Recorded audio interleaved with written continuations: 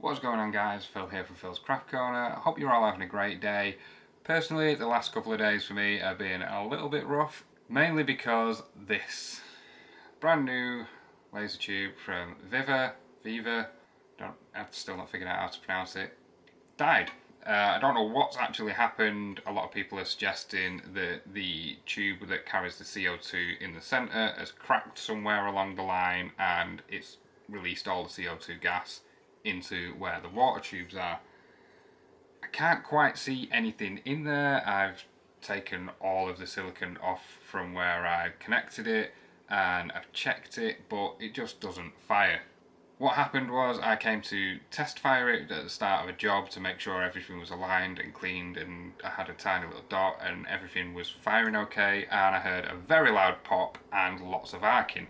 After that, I resealed the HV, the hot wire, the red wire that goes onto this end. I resealed that and re-insulated it, and then all I got was some little fizzle noises. So what I did was I took this out and I put my old tube back into the laser just to make sure the laser itself was working okay. It was working okay. That laser tube fired perfectly. I say perfectly, it was running low on CO2, so it wasn't cutting as great, but it still did everything that it was doing before I took it out, which led me to believe that this tube was actually dead. I then contacted Viva to see about getting a replacement because this has a year's warranty. I'm still waiting to hear back from that, but I thought, you know what, I can use my old laser tube. It just takes 2 passes to cut anything, so I can still get some work done. Turns out that when this died, it also took my power supply with it. Seems like it took my power supply with it. The issue I'm having now is when my laser moves in between cuts, I get the laser itself doesn't turn off. It goes to really low power, and when I'm framing the cut, it's still at low power and I get a square drawn on there. If I was running Gerbil software and I went into the S values, I could change that and fix it, but it's not. I'm running a DSP laser, which should not have that problem, and everything's pointing to an issue with the power supply. So now I need to order a new power supply and hopefully get a new tube to get that laser back up and running. As you probably know, I do have a ton of work to get done, so what I've done is I've brought my little baby K40 machine back from my workshop, which has been in storage for over a year now. And we're going to see if it works. Hopefully it does work and I can get some work done. It'll be a little bit slower, but I'm going to get it hooked up to everything. We're going to do some tests and hopefully it does work and I can get working again.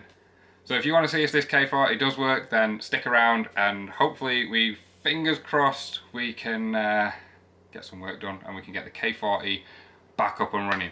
The setup that I'm going to have is going to be less than ideal because I've just stuck it on top of my 50 watt. I've not got the space in my office to run both of them at the same time. I'm hopefully moving everything to my workshop and running everything from there, but we need to get everything back up and running and working properly before I can set up the space there and be fully productive. So let's get over, I'll show you the setup that I've got at the moment. We're going to test the K40 and fingers crossed everything works. Alright, there she is. It's all dusty. Like I say, she's been in storage at my workshop for a long time now, over a year. Obviously all this dust can be cleaned off. The inside is fairly clean, pretty much from the day that I left it. Well, that's my air assist nozzle, I might need that. The power supply has become dislodged while moving it around, but that's fine, we can keep that in there.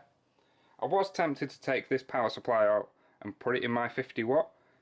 It looks very similar, but the wiring might be a bit different, and that's just not something I want to have the headache of messing about with at the moment. So we're just going to try and get this machine up and running and actually do some work with it.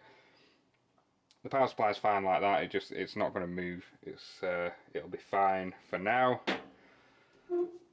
Like I say, it's just sat on top of my 50 watt. I do have some blocks underneath there to raise it up off there just in case something does happen and I don't want to damage the top of my 50 watt. The tube itself looks in pretty decent condition, pretty much the way I left it. Everything's still all connected and doing okay. Nothing's come dislodged. There's no dirt in there. I have hooked up the water pipes and the power and everything. I've already hooked that up. So we're going to switch it on. We're going to see if everything looks okay, if there's any bubbles in the back of this tube, if the machine homes properly, and then we'll give it a test fire and hopefully we're alright. So let's just hit the power.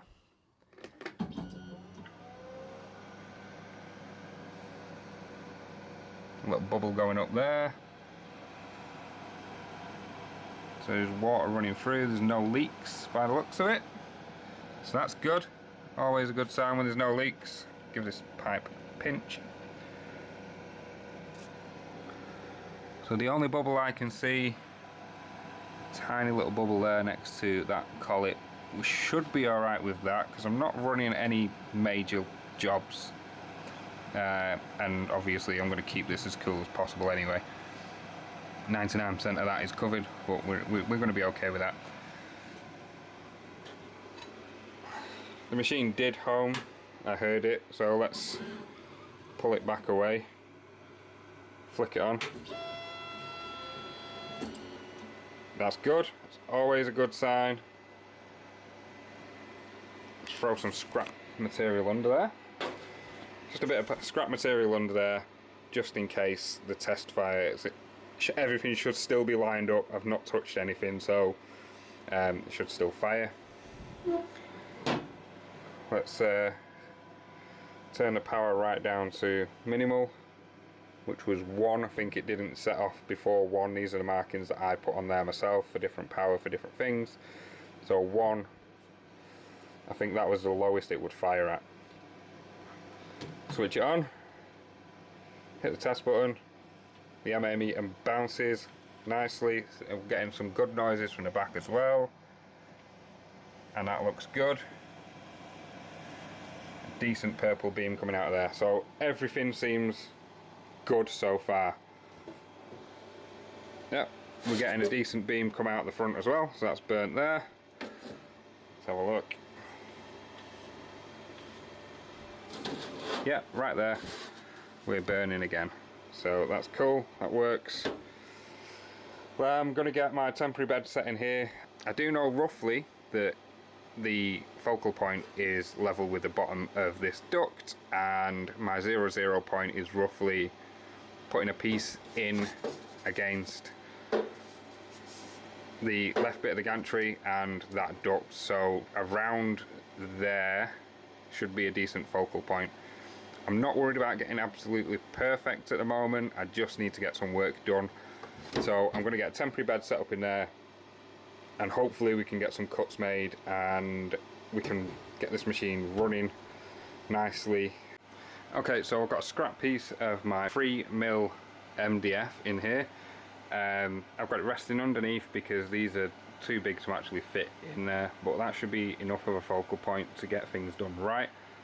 So I'm going to give it a test cut just to see if it's cutting okay, and then if it's not cutting okay, I'll make sure I'll go through all the alignment and check everything, but I'm hoping everything stayed as it was when I left it because it was aligned pretty well. So let's just give it a test and a see.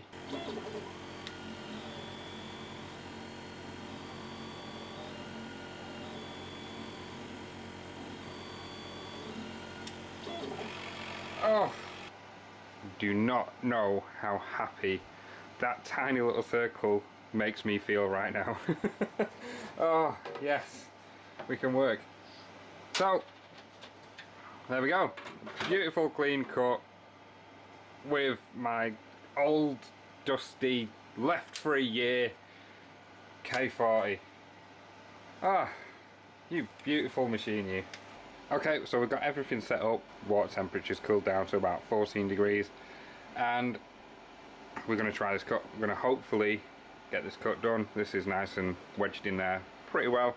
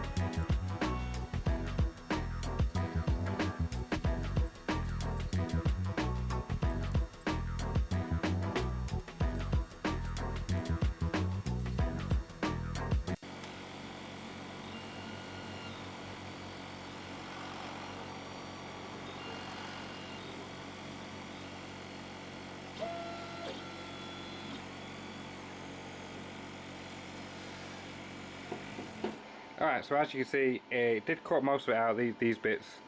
At the end, I turned the power up a little bit higher, another couple of settings higher, and it did cut through perfectly. So all these ones that didn't drop out, we're going to see how they cut through. Hopefully they did cut through, especially the names, because that's the most important part of this cut.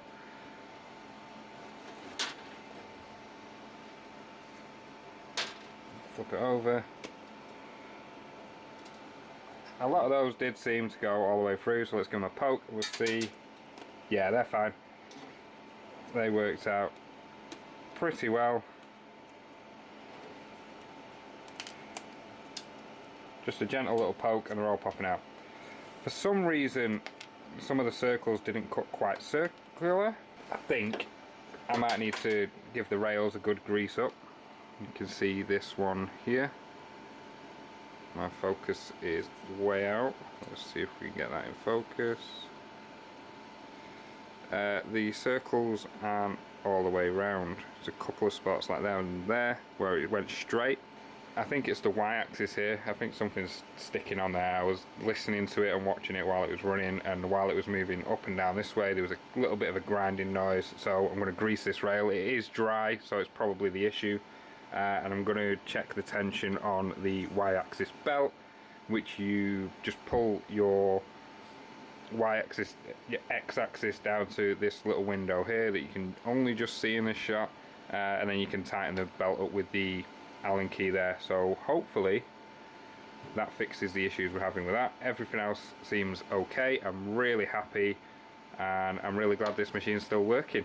And there we have it, guys. My K40 still runs and works very, very well. I do need to make some little adjustments to get it working spot on again, but for it sitting in storage for a year and gathering so much dust just to work pretty much plugged in straight away, I'm really, really impressed. As you can see, everything on here cut really well. All the shapes cut out nicely. Do need to make myself a bit of a better bed than what I've got in there currently. I've just got a few pieces of wood stacked up, and that helps me get to the right point, but it works for now. It's a workaround to get some work done, and it works really, really well. So thanks for watching this, guys.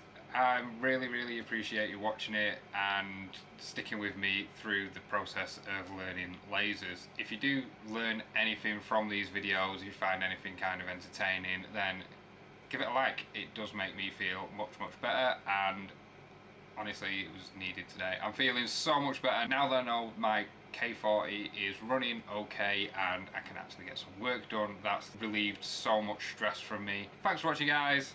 I'll catch you in the next video.